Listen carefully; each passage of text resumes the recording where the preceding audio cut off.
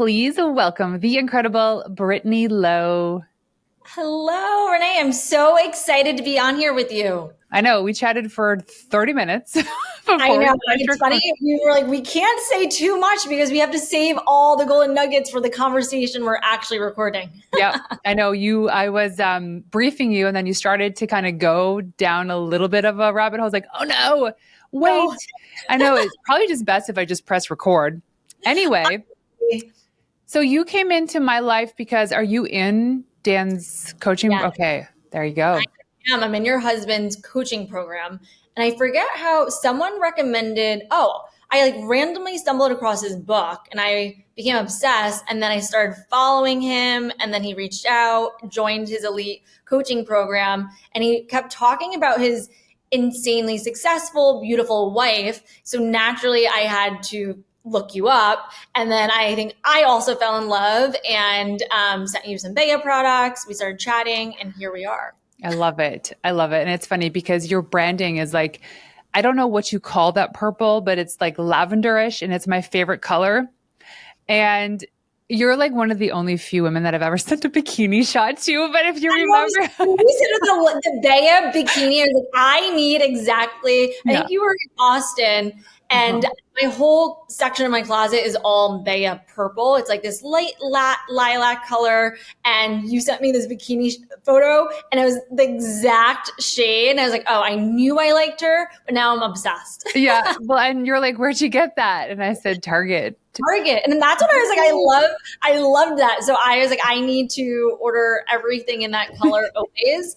Because whenever I do anything, I always try to wear purple. So let's double click on this because I absolutely love this. When you think of people, sometimes you think of colors, Yes. right? So like think of anybody influential that has like a color, like Lori Harder for Glossy. There's like kind of like that yellowish color. I don't even know what you want to call it.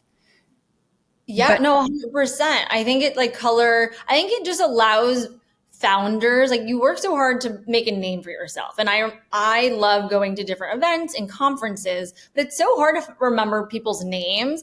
And so my objective is whenever you see me on a panel or I'm going to a big networking event, you will absolutely see me in purple, because even if that person doesn't remember my name, if they can start being like, oh, that's the purple girl, or associating my brand, which is purple, with the girl who is wearing purple, they're going to remember me the next time I see them. okay, I love this. There's actually a guy. His name is Saul Colt. He lives in Toronto. He's like this big, like guerrilla marketing guy, and he's been in the game forever. I think he's in his 50s, but he always wears the same glasses and he's always had the same red glasses forever. And he's even ingrained into his personal branding and like all the stuff that he creates. And it's memorable. So like even if Yes. you don't remember his name, you remember him as the marketing guy with the red glasses. Dresses. And even if it's wearing a ponytail every event you go to, and this is, naturally, you don't have to be that consistent, but I do think the way to build a name for yourself without having to talk to every person in the room is think about like something that you authentically love, whether it's a color, a certain hairstyle, maybe glasses, maybe you always bring this dog shaped purse with you. Like, I think that it's just a fun way for people to remember you. And then also to be like, whoa, you have a purse that looks like a dog. Like, where did you find this? And it's so outrageous that it allows and opens up conversation for you to meet more people and for them to remember you. It's so memorable. There's a lady on Instagram and her name is slipping, but I think her account is the Pink Sparrow. And she's like all in social media. I think she's in Australia and all of her content, she's been doing this for years. Every time she shoots a reel or anything for Instagram, she's in the same pink suit. It's the same thing and she wears it all the time. And you know what? That saves on your shopping budget if you can just wear the same Right? few items. But whenever I think about hot pink, I always think about you. Yeah. So that's like, I think that's where like even that your background right now is hot pink. And so I do think whether it's what you're wearing, how people see, it's like, how do you show up at these events in life, especially if you're a founder trying to build a name for yourself in these like unique ways that just allow people to be curious about you and remember you. I love that. So how did you find this color and why was this the one? The funny part is, so I started my first company, Butini, at 22 years old, right out of college. And I, for some reason, always gravitated towards purple. So when we started making the branding, it just happened to be purple. And so when we fast forward to building Beia, I started ideating during the pandemic. I told my graphic designer, like, hey, let's pick a color that's not purple. I've already done purple. Show me all these options. So she showed me a bazillion different options for branding. And I kept on being like, it's not, that's not it. We're close, but not. And then of course she's like, I think you just need purple. And I was like, I think purple is just my color. And we end up doing that lilac. It's like 2071 uncoded in the Pantone scheme. And I was like, that color just makes me so happy. So it's funny. Butini is this more darker purple. And then Beia is this lilac purple. And now like my phone case, like everything is just purple, a shade of purple. So I'm going to tell you a secret. Pink is not my favorite color. Wait, really? No. Purple is my favorite color. And in fact, like the lilac lavender purple is absolutely my favorite color. Oh man, I have chills. We're soul sisters. We have the same exact shade of purple. Yes. And why pink, and that's okay to be known for like my second favorite color, was it was all this whole story about finding this pink skirt. And it was like this very distinct color of pink skirt from the designer Amanda Perna. Her label is House of Perna. That's like this almost like a rich purple undertones, but it's like a pink. It's not a magenta, but it's like a Kind of like a magenta. It is, 'cause I said hot pink, but you almost have like a hue of like a warm purple in it. Yeah. Like it does like a more red purple undertone than just like a true pink. Yeah, and it was just a very unique color of pink. I was like, you know what, I can wear that because it stands out enough to be noticeable, but it's not like fluorescent. And I'm like, you know what, this is memorable. And also pink skirts are just memorable. And so that's how it all evolved to the Pink Skirt Project. Interesting. I didn't know that. But what's fun is that I know you have your big event next week. And I saw some people tag you where they're like finding their pink skirt or pink dress to wear. And so going back to the color you chose, you were really smart in choosing that shade because also like there's so many people that will probably have a shade of pink in a skirt or in a dress that they can show up for your community event or your main event and feel a part of the community. Yeah. And they can wear whatever color pink they want. They don't even have to wear pink. But finding the color it's interesting because like for you, I'm sure that you have friends or even like acquaintances that whenever they see your color, they even like tag you in it or they share something with you. I get a lot of pink gifted things all the time.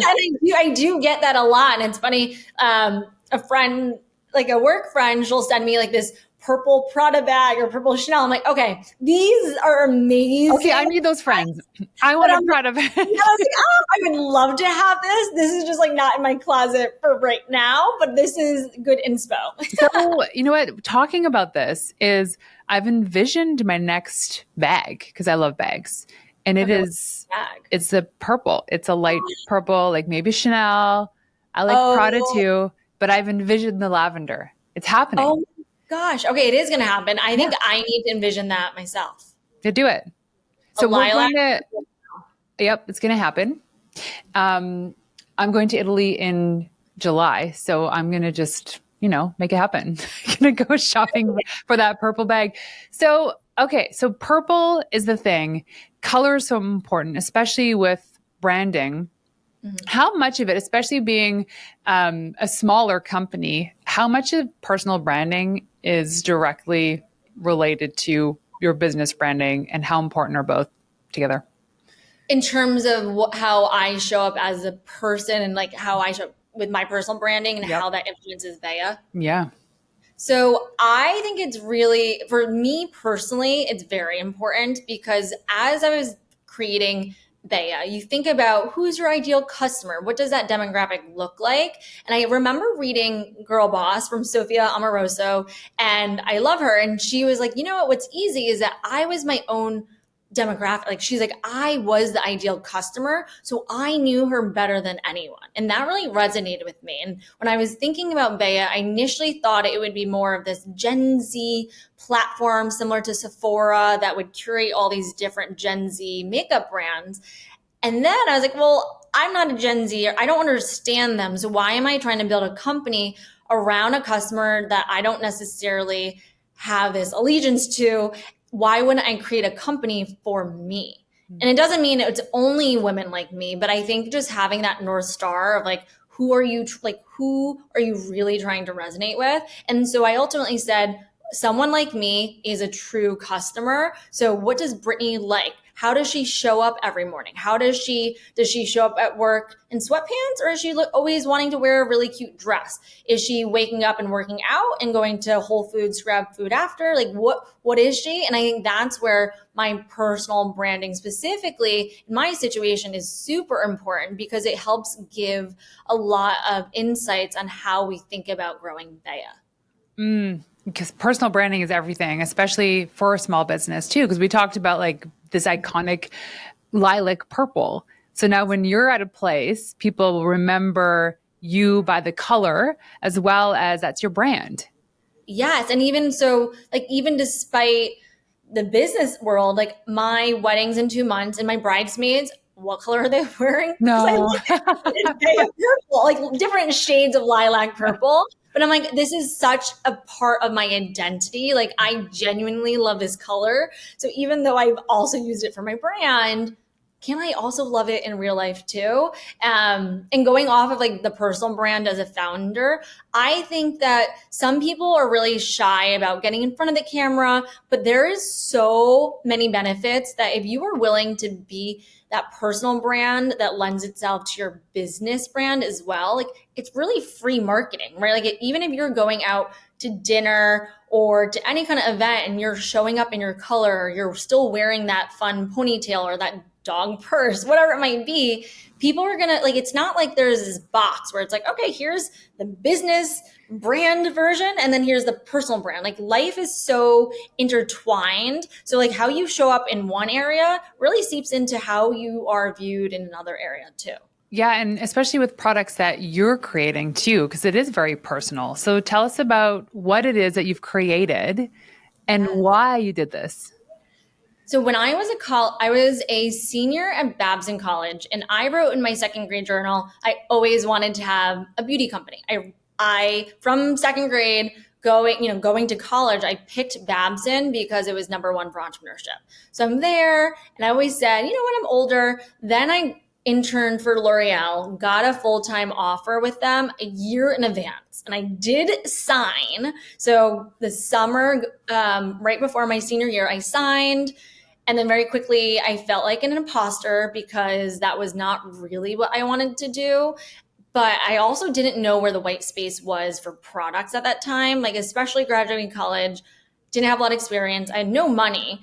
And I also didn't know where the white space was. So even though I always wanted to go into product, I actually decided to build a beauty service concierge named Beautini first. And that's when Drybar was really big. And my objective was, well, if I don't know where the white space is right now, how do I figure it out? Well, why don't I work with women in person and understand their pain points, and that's where I'll find the true white space. And that's exactly what happened. Is we would work with women specifically for weddings and special events. And what I noticed is, yes, they'd be like, oh, I love this blush, what shade is it? But they'd also be like, listen, I sweat really easily. Is this makeup going to hold? I'm like a little self-conscious about that. And when I sweat, I tend to smell. Like, what do you recommend? Or I have these blemishes on my breasts and I can't cover it up. I have this V-cut gown. Like, what do you suggest? And they would always ask it with this level of insecurity. And it was definitely a vulnerable moment. And I realized that this was a part of the beauty category that wasn't really tapped, right? So what happens in these in-between moments where whether you're going from getting engaged to married, or you're going from the subway that's like hot and stinky to this cold office and you just need to freshen up, or maybe you're jumping off a plane, running to an event, your hotel check-in isn't for another few hours, what do you do? And when we think about sweat, odor, body blemishes, it's generally correlated as like an insecurity. So how do I help women feel their most confident throughout the day to get them from point A to point B? And so that was really the moment where I found the white space. And so that's what the whole concept with Beia is. How do we create these beautiful, gentle yet effective formulas and products that you can easily integrate in your everyday routine so you can feel your best? Yeah, I use the hydrating mist. What is it Yeah, exactly? exactly that. Okay. And what is the I mean, I don't even know if I use it correctly, but because I've mentioned before that I've sprayed it all over my legs out of a bind because I was like, I needed some moisture. But what is in that formula? So there's no fragrance in any of our formulas. It has hyaluronic acid, so it's going to really hydrate as well as squalene, but it has caffeine in it as well. So when you're using this right in the morning, it's really great to help depuff your skin, hydrate it before you do the rest of your skincare, because it essentially activates and hydrates your skin, which your now skincare products are only going to work better when your skin's already a little bit moist. And then it also has we always put green tea in all of our products because it's lineage to my heritage. My grandpa was a big green tea drinker. So the whole concept is, how do we hydrate? How do we depuff? And then also sometimes our skin looks a little bit dry, and a lot of setting sprays have alcohol in them, which dry out your skin further. And so we have an array of different ingredients in there. So it's going to hydrate, it's going to help depuff, but it's also going to help lock in your makeup while giving a really nice subtle glow. So and you can use it on your body too. So you put it on after you put your makeup on? Yeah. So I use it first thing in the morning without anything on my face. And then I honestly also spray my beauty blender as I'm putting my CC cream on. So it helps give like that really nice glow. And then throughout the day, I'll spray it just to lock it in to really set the makeup, as well as like my face. Like, it's so hot out these days. It's like 80 something degrees. So like you can use it on your chest, your arms, your leg. Like it's just a really fine mist when you don't want to like go run and get the tub of a body moisturizer or face cream. This is just a light hydration that's quick, it's easy, and it can be on the go. I love it. So is this a product that you created for yourself? So this one was, I knew, so through these brides I worked with, the fun part about the pandemic was there were no weddings and there were no events. So I had a lot of time, but I also knew my clients had a lot of time. And so I did a lot of focus groups and interviews and phone calls. And I was like, what do like my kind of brides need? And like my kind of bride, like I developed Butini also, like I was 22, so I wasn't getting married per se, but we are all about this soft, natural glams. You can look and feel your best, which is the same mission for Beia. But it was really from their feedback. They're like, listen, I need to wear makeup for my wedding, for special events, but I don't like wearing a ton on a daily basis because I'm so on the go. So I need a product that's going to help hold makeup when I choose to wear it, but also is like good for my skin for the days that I don't. And that's where we developed the hydrating mist. And when we think about these in-between moments that we're really focused on, is that going from being engaged to getting married is probably the biggest, transitional in-between moment of your life. And that's what really helped us create this product. But then as we were growing, we realized that it was really about the in-between moments, whether it could be life stages, but also like physically going from the plane or the train to a meeting or office to an event. And I was like, that's where the real white space opportunity in my eyes is. So you have because you also have the wipes too. Yes. Okay. So our reflex wipes are a hero product. And so those essentially, there's no fragrance in those as well. And you can use them on your face, body, and everywhere in between. They're also pH balanced. So if you're using them under your arms or in intimate areas, you can use them without getting any type of irritation, or even if you have sensitive skin. And so that's why I made those really for me, because even right now, I am so sweaty. If I was near you in person, I would have ran to the bathroom, used a wipe right before we started recording, because I do smell when I sweat. And so these wipes allow you just to feel more confident. Imagine you being at the office all day long and you're rushing to go to this work event or networking event, and you're 6 inches away from someone that you've never met, you're trying to share your business idea with them. In that case, if I'm sweaty, all I can think about is I hope this person can't smell me, rather than just being in the moment and like really being present in that conversation. And so that's why I personally needed the wipes. And that honestly has become our best seller a year ago. So throw them in your purse.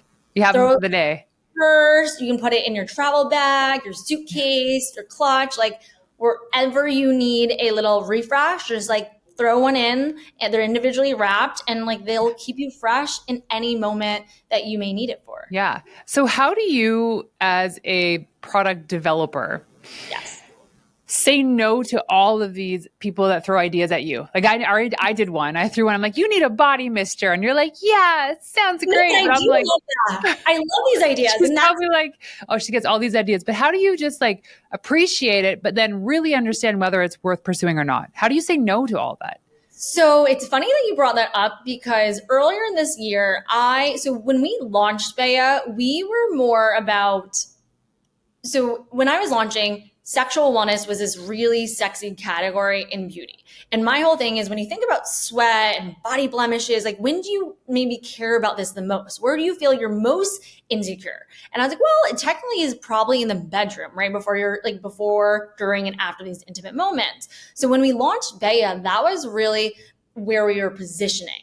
And then to be honest, I started sitting on like intimacy panels and becoming like this, just sharing advice that I don't feel like aligned with where I really wanted to have impact. And I was like, this is not, I think our audience is much bigger than this. And so earlier this year, I was like, I know we need to change our positioning, and I just don't know what that North Star is. Like, how are we different than any other brand out there? And going back to your question, was I kept on going to different like industry veterans and people who I thought knew way more than I did. And I was like, well, what do you think I should do? What do you think? And I kept on getting people telling me so many different things that I was like, I don't even know what to say yes or no to, because I don't even know what I want or what the right answer is. And so what I had to do was take a step back. And I was like, a lot of people, when you're seeking advice from people who might have more experience than you, or maybe asking a retailer what they want, the reality is they have a rear view mirror of what has worked in the past, but they can't necessarily predict the future. You're the one with the vision, and your customers are the ones you're trying to sell to. So why don't you go to them?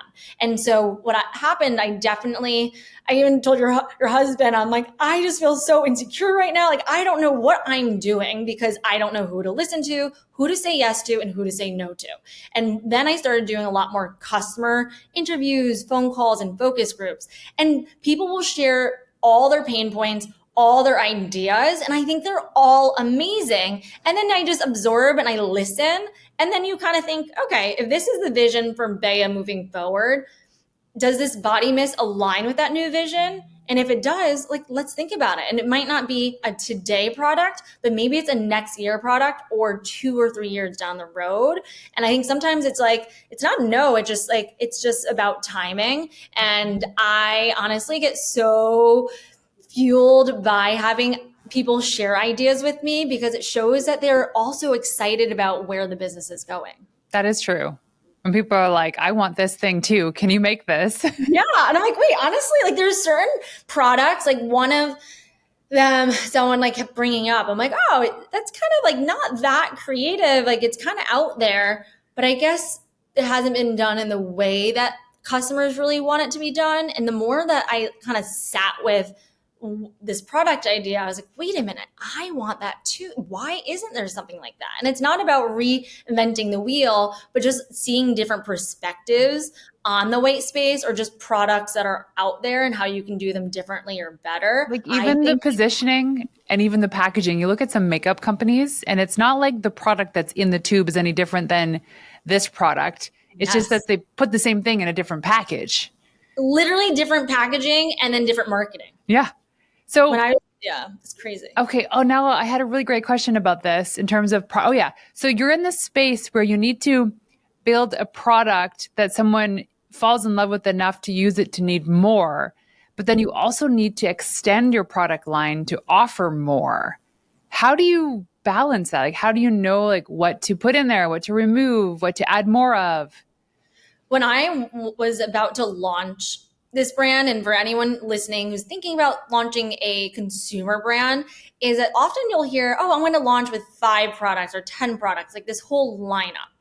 And then I got advice from a mentor, and she's like, listen, you should be so focused on creating your hero product that people are absolutely obsessed with. And when you're trying to do that with 10 products at once, you're not going to get those home runs for every single one. And let's talk about how expensive that is. Because generally, for every product that you bring to market, it's a SKU. So even if you have the same eyeshadow, but you have 10 different shades, well, the minimum order quantity for every single shade might be like 10,000 units, right? And so that's where I knew, like, I am self-funded. And so I really have focused on how do we create a hero product every product launch. And if we don't feel like it's a total home run, then we're not going to launch it, because like you said, you are constantly having to keep your existing products in inventory, and every run you're just pouring money into product, and you don't get that money back until you sell it through. So that's a lot of money just waiting and just being seeped into inventory in your storage unit or your warehouse. So for where we stand with Beia is less is more. Our customer is super busy. She needs things that work super well, oftentimes better than her using 3 other products in her lineup that can be easily integrated and serve a true need. And so she's not looking for a 16-step skincare routine. So why would I focus on launching a product like every other month? I So swear, like my nighttime routine now is like 10 hours long. wait, I love that though. I do. Why do I need all this stuff? But this reminds me of a company I used to coach, this woman from the East Coast. I won't say the name, but she had a product line that it was very, very clear what maybe 10 products she only needed in her lineup, but she had it was everything postpartum. So from like butt rash stuff, nipple cream, but then she went on and she started doing mama's like facial creams and all this stuff, which, okay.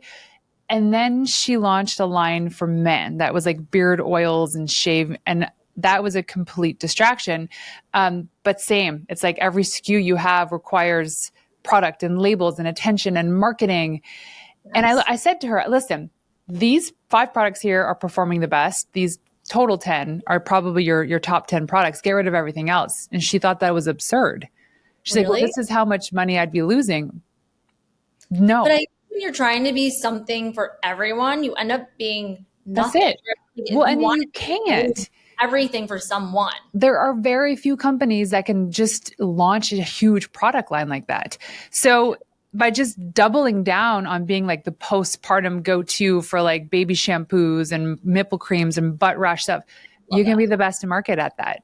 Yeah. And that's where what I've been learning more and more is like, there are so many specifically beauty brands out there. How are you really going to be the best in the industry? And even when you're thinking about acquisitions and exits, like where are you so different that you could easily fit in someone else's portfolio, right? And so for us, like, yes, we love the mist, and people are like, I want you to do more face-oriented products. But I said, honestly, our mist can be used face and body, and that's why we developed it. And that was also my first product. But I won't say no, but I'm not going to do a face cream, a face serum, because there's so many other brands that are doing it. And so understanding our North Star of like in between moments, that's the lens in which we are deciding to launch products, develop products, because when you become unfocused, it confuses the customer, especially early on. Like we don't have a crazy big marketing budget. So like, how can we actually support a 20 product line when we don't have the money to support and really make sure people understand how it's so different than the competitor that they can find down the street? Yeah. Well, even the mental space that would take up for you and the team, like it's an extra thing. It's a baby. It's an extra baby to nurture. No. And I'm like, there's so many things. Like when we launched the mist, honestly, I was like, all right, this is a one product that we knew people wanted. And it's still to this day like a top, like has a very strong following. But then I learned, initially we thought, okay, sexual wellness. And now we're like in between moments. And so not that I'm hoping to reposition frequently, but it's like you don't know what you don't know. And every product you launch, you learn more about your customers and like the traction, like what they actually want. That I just think it's not a waste of money, but I think that it can be really challenging if you're just trying to quickly launch products when there's so many valuable learning lessons and just insights you get from every single product that you launch. And even just putting it out there, putting something out there, like you don't have to have it figured out. But when you can be in the weeds of really understanding your customer, that's the game changer, because they'll say, I love the hydrating mist so much, I can't live without it. That's good to know. And then like maybe something else in the product line just didn't win, but you thought that would be the hero product. And it's funny, the ones that we actually didn't launch, like I thought being super different, going back to like the nipple creams, like I thought there could be these really cool, like nip and tear creams, like all these fun, very innovative products. And then when I actually had focus groups, people were like, wait, don't go all like niche and so specific on us. Like I want the basics down really, really well done. And here's how they should be different. And it just reminded me, like, you don't have to recreate the wheel and try to create a product that no one's ever heard about or seen, because even with sexual wellness, like it was this new category. And we thought, Sephora launched it, and all these big retailers were like, we're all about sexual wellness. But then they didn't know how to educate, and they didn't put marketing dollars behind educating the customer.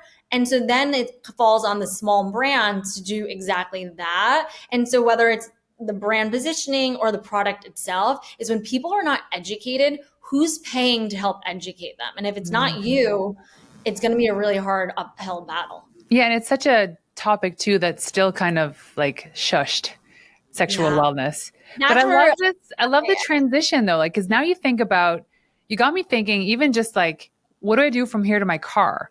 When I get in my car, like spray hand sanitizer, right? Or like maybe you're like, where are you going after this? Like maybe you're like, I just need a wipe to pull out and just refresh. Or you need a mist because your skin, like it's really hot today and you just need something to help lock it in a little bit further and like decompress for a moment. Yeah. It's like, it's those moments that like we don't think about. It's like you're driving from point A to B. It's 5 minutes. What can you do in 5 minutes? Yeah. But it can also be from the moment you wake up to the moment you go to bed. Like that's still, there's a ton of in-between moments. That's like a new direction that I'm really excited about, because it just feels like it makes way more sense. I love that.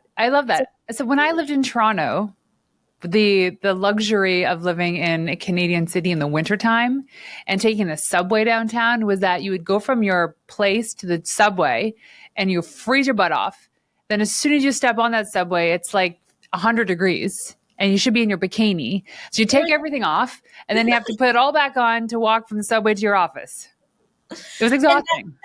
Those are in between, like here in New York City, the subway, like especially in the summer, you're like, this is disgusting. You're drenched, and then you're like, I already worked out, I don't need to sweat more. And then you're going to these well air conditioned offices, and so then you're like, oh, this sweat is just like sitting on me all day, like ugh, like it's just like gross and like sticky, and you just don't feel good. And it's not like you can just hop in a shower at the office. So it's really about like, what can you do, and like what solutions can a brand or provide you? Well, that's like going through perimenopause. And I've been talking about this a lot because I am like just starting. And let me tell you, wow, these hot flashes are diabolical. Yeah, I will get like full body dew and then it's just like sometimes sweat will drip down my back just by sitting here doing nothing. And then I get hot and I have like my little fan where I'll fan myself. I love that. Yeah, but same. I feel so unfresh all day long. And as we're like women going through perimenopause and menopause are actually like a very strong demographic for us, because they're like, not only am I just going from point A to B, but it's like the littlest movement or literally not doing anything. My hormones are changing. I'm feeling so hot. Like I need to cool down, or I'm experiencing dryness in certain areas. Like, what do I do? And that's where, like, for us, when I was thinking about this whole concept of in between, it's not just going physically from point A to point B, but sometimes you're like in these in between stages. Like I have friends who are new moms and are like, I have this newborn, but I smell like rancid milk, but I can't leave them unattended to go shower. Like, what do I do? And it's exactly where you're like, I just like feel not my best. Yeah. It's crazy. Oh, the joys of being a woman. I mean, the I things mean, that we have to experience on top of just living and working and trying to build our yeah. businesses is Well, and that's pretty. why you created products like this to help us survive and thrive through these diabolical moments of whatever we're experiencing. It's pretty crazy. So I love this. And so you mentioned earlier that you were going through kind of a repositioning or a remessaging of your product. What's scary about that? But also, how do you go through that process? It's scary, I think, just mentally because you kind of like the entrepreneurial journey. Hopefully some of you listening can relate is that there's so many unknowns that like some days you're like I'm top of the world and 5 minutes later you're like what am I doing, I just need to throw in the towel, like I can't do this anymore. And so I had worked on Beia for like 2 years at that point. I was like, okay, we're on a direction. This is where we stand. Like we're in sexual wellness. We're all about these like intimate concerns. It makes sense. But it wasn't like you can just tell, like based on sales, based on how people can talk about your brand, you can tell if it really resonates or not. And I knew that people were almost being turned off because I was playing in this intimate category. And I don't blame them. But what was scary was when I was trying to figure it out, I went to this conference in January, and this woman who I always thought was like a cheerleader and like super nice, she's like, I gotta be honest with you, your whole brand is so confusing. I don't get you. I don't get the brand. What are you doing? And I was like, you know what? Like, at first I was like, holy moly. Yes, she nailed it. And that was tough because I already knew that. And I was like, listen, I so appreciate you saying that because yes, the brand's confused because I am personally confused on figuring out that new direction. And it really struck a chord. And I think that's not fun. Like, I think that when you start a business, you put so much pressure on yourself to have the answers.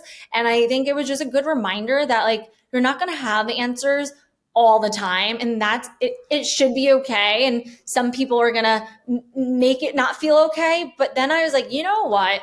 I don't need more people telling me what I already know, that I am confused, or trying to tell me what the answer is. I have a vision and I just have to understand how to articulate it in a way that's super authentic to me, and it has to be authentic to my audience. And so I got really good. That was like a really scary moment because then I was like, I don't know even how to, like when people ask me like, what is Beia? I didn't even know what to say. Like I was like, oh, I don't know. We're confused. And it just really impacted my confidence. But then I got the advice of like, forget what industry people say, go to your customers because they are going to give you the answers. And I just recorded a ton of different conversations with customers and had tons of conversations in the reality. And guess what happened? They gave me the answers. Yeah. And it was, I knew in my heart what felt right and authentic for the vision, but I didn't know how to articulate it. And they helped me do that. And so I needed that, like that punch to the gut from that woman to make me be like, whoa, you know what? I know I'm confused, but you're showing me going to someone like you is not going to give me the answers. No, but also like bless her for being so open and honest because you're like, oh, that stung because it stings because you know it to be true. Because if you didn't believe her, you'd be like, wow, what a bee. You're like, Yes. oh, okay, I know. So, Like, I mean, this got me thinking of when people have babies, sometimes they don't name their child until like a couple weeks till they get to know their baby. So you don't have to have a plan on what your child's name is. Like for us, we had a list of names. There was like 3 to 4 names for each boy, of which Okay. they weren't named anything. Because when we met them, we were like, but they're not those names at all. And so it's okay to say, hey, here's my intentions, but then not know until you actually meet the baby or until you launch the product and talk to your customer to know what the plan really is. I love that example because I think some people are like, oh, you looked like a Harrison or you looked like this. But I'm like, how do you like know if you've never like you haven't had a baby before, like you don't know what they act like, or like how do you know the name fits? And so I love that you had ideas, but then you waited to see what like resonated with you. Yeah. I mean, you probably meet kids when, friends have babies and you meet Yes. them and they're like, this is Lily. And you're like, absolutely, she's a Lily. Or sometimes you're like, this is Fabiana. You're like, no, Doesn't they're like, oh. right? You just know.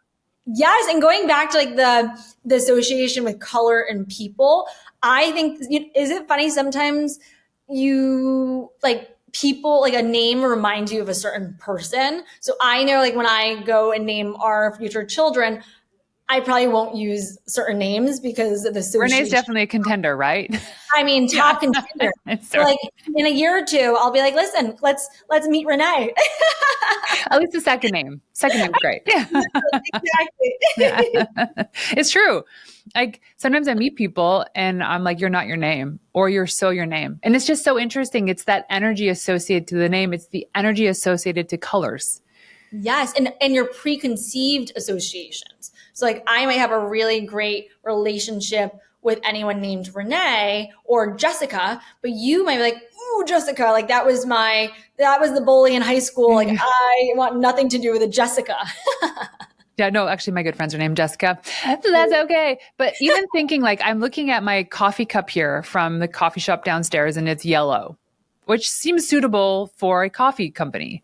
But if you had chosen that color for what it is you're trying to do, I would actually associate that to a smell, right? Like the smell of like sweat or pee or something, as opposed to, because like when you think of purple, you don't think of stinky, you think of something lovely and calming. Right. That's a good point. I do agree with you. Like yeah, that actually makes sense. And gosh, we didn't choose yellow. Thank gosh. We had pee, sweat with the wipes. I don't think right? we had any wipes. No, I know you wouldn't have sold any. So color is so powerful. They even have studies they've done in like what color they should paint gel cells to help calm people. I think there's like purple walls or pink walls or something. We even know that fast food companies use colors like reds and oranges and yellows because it's supposed to entice you to want to eat more or purchase more. Even in shops, like there's so much color psychology. And I think the psychology in general, like even thinking about when you shop and then there's like the smaller size, more inexpensive beauty products as you wait for your checkout at Sephora. Like it's so fascinating to think about like, did they just do that because it like looked cute? No, the psychology is you gravitate. Yeah. and impulse. And I think that's where like, I think growing a business I wonder if you agree, the psychology behind all the decisions we have to make. I would want to probably one day go back to school and be a psychology major because I think it's fascinating to see what really hits people in the right way to get them excited and want to buy versus like a slight little tweak could have a totally opposite impact. So I had this experience with the Pink Skirt Project when people kept asking me, well, what is it? And for the longest time, I said, I don't even know. But it's like God said, do the thing. And I'm sure this idea was planted in hundreds of other women, but it was the right time and place for me. Wow. And I always said, the path will reveal itself every step of the way. I don't need to know the whole thing.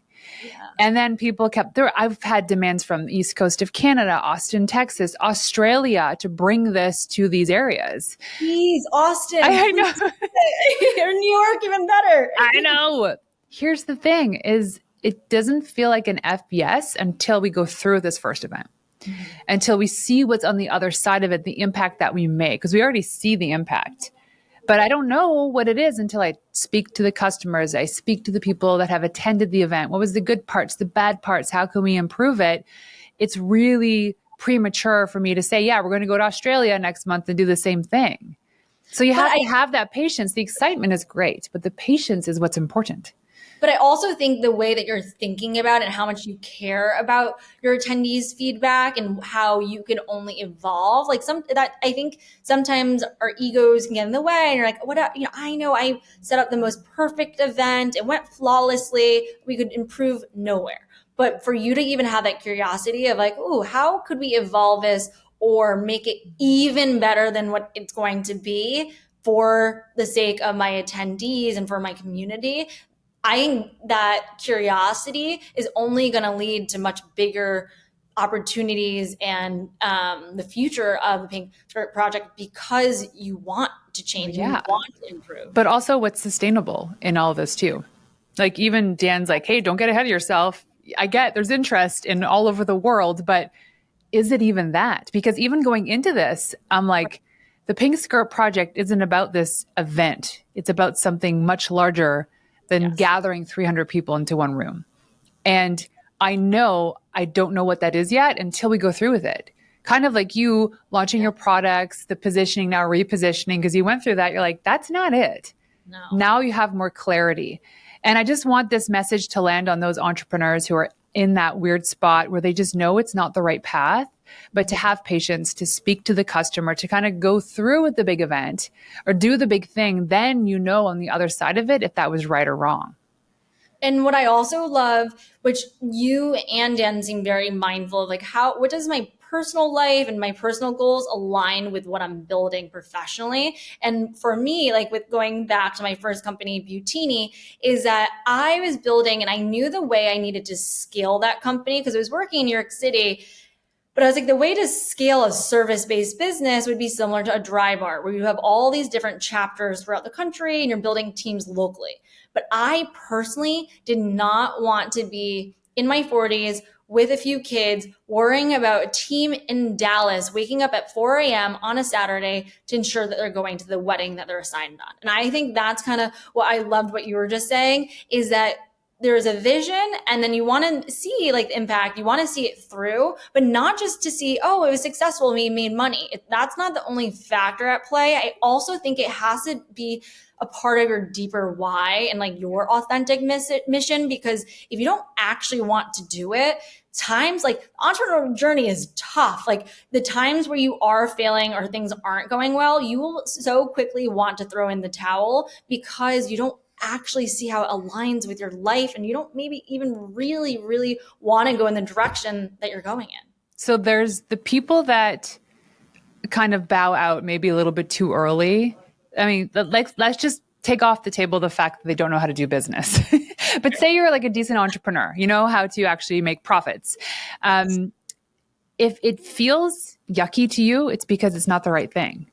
If it feels hard, like it's just a slog, even though you see what it could potentially be, it's because it's the wrong thing. I agree. And you have to have this alignment with what it is you're doing. And the work ain't pretty most days. Like I, after this, have to go and like cut and paste 350 names to a list and go through every single name. Like, yes, I have assistants for this. I don't want to do that, but I know it has to be done. But I love what the outcome's going to be. Right. And you're willing to you're willing to get down and dirty because you believe so much in what you're building. And I think even like with my other company, to be honest, it's gotten to the point where I'm like, I just am not really mentally there as much anymore. And we got this really big opportunity to scale with this partner and like make all this money and revenue. And it sounded like a dream for someone who really was in it. And I was like, for me to be like, I don't want to do that, showed me like, you know what, this is becoming just work and your heart is not in it. It's time to do something about it. That's why I got out of PR. It wasn't it. I know it. I knew how to do PR really well. I had the successful agency, but it was just like, it was a grind. It got to the point where I knew it was time to stop when I had people saying, I want to hire you for a VIP day, which took my team and I maybe a week to do. And it was an easy 10 grand, easy. Wow. Even then I couldn't do it. So I knew it was time to get out. And did you end up phasing out your clients or what did that? So I fired the clients I just wasn't aligned with. Okay. And then I sold the agency. And another agency who was looking to start a PR department was like, this is perfect. So I came in, I trained the team, brought my clients over. And within 6 months, the transition happened. Wow. So and did they find you or did you find? It's a friend of mine who happened to be, they're from Colorado. They happened to be visiting in Kelowna. And I mentioned that I was just like done. I was done. And she goes, we should talk about this. Oh. And I did. And it landed in the most perfect way. I mean, the timing was uncanny. But if you believe in like God or source, it's kind of like, we're going to put you two together and have this conversation because you were meant to discuss this. I So had a day that's like yesterday where I'm like, wow, God was really looking down on me. I went from one conversation where I almost just like gave into this opportunity that was so below what I ever dreamed of. But I was like, I just need to get out. And she didn't pick up. And then I had this other conversation with someone else, and she's like, wait, this business is worth so much. Like, this is what we can do. Like, trust me, give me 2 weeks. Like, I think we can go from this stage to this outcome that you really want. And I was like, wow, if this woman picked up her phone, I would have had like a potentially a very different outcome of my day, and like even just thinking about the future of that business. So I do think it's like you were saying, is like just trust, and sometimes you just have to take that one step forward to see what happens. Yeah. And it's like, how do you eat a watermelon? Like bite by bite. When you think about the long term of like, I want to be in all countries across the world selling my products or doing these events, well, that's like a little too ahead. Like, what's that one piece that you can do first that's going to eventually get to there, or maybe a destiny that's even bigger than you ever imagined? That's true. Okay. So you're the best. And You, I it's talk to funny you literally all day long. It's funny. because I was actually looking at, so we're using Riverside to record, and I'm looking at our names.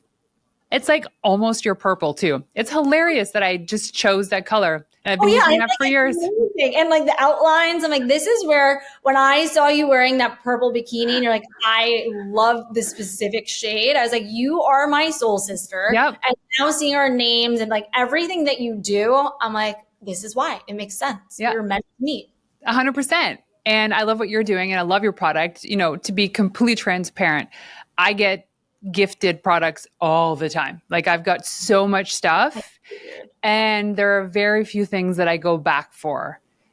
And I have yet to try all of your products that you sent, but that I pulled out that mist and I was like, and I shared it. And then my friend Tori, she's like, I want some too. We gotta get Tori some I know we this. got to get some Tories I missed. Okay, but I have one last question for you. Yes. When I ask you what it means to be a wild woman, what is that for you?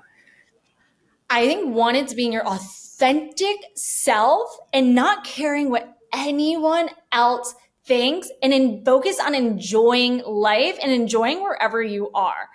I think so many times the pressure of work and life and society, we try so hard to be a specific type of person or be perceived in a certain way. But to be a wild woman, I think it's like really being in touch with your intuition and being who you really are and not giving a crap about anything else. That's what I love. And that's why we're hosting the Pink Skirt Project. Brittany, I cannot wait to meet you in person. I'm dying to meet you in person. I wish we were doing this interview in person because then, honestly, then it would have been an 8-hour conversation. 100%. It would be like, I have to book a whole week with you. Yes. But it would surprise you as it surprises most people when I first show up. I'm so much taller than everybody even knows. I'm How tall are you? 6 feet tall. No, you're not. Yes, I am. No, wait, really? Yeah. Oh, I thought you were like 5'6", 5'8". No. 6 feet. I'm very tall. People are like, what? Yeah. So. Oh, I can't wait to meet. Now I'm going to be like, I got to wear my highest high You heels do. because I'm only 5'2". Because now I know when I meet you, I will be wearing super high lilac purple shoes. Perfect. I love it. I will too then. No, just joking. So No, people. you wear the flats. Yeah, I'll wear the flats. I'm always in the flats. So if love people want to go online to find you, where can they go? So if you want to find Beia, you can find it beia.beauty. And if you want to find me, mine is brittany.lo. And if you message me the word wild, I will be sending you a exclusive discount for your first Beia order. Oh, I love it. Oh my gosh, Brittany, thank you so much for joining us today. Thank you so much. It was so great to talk to you.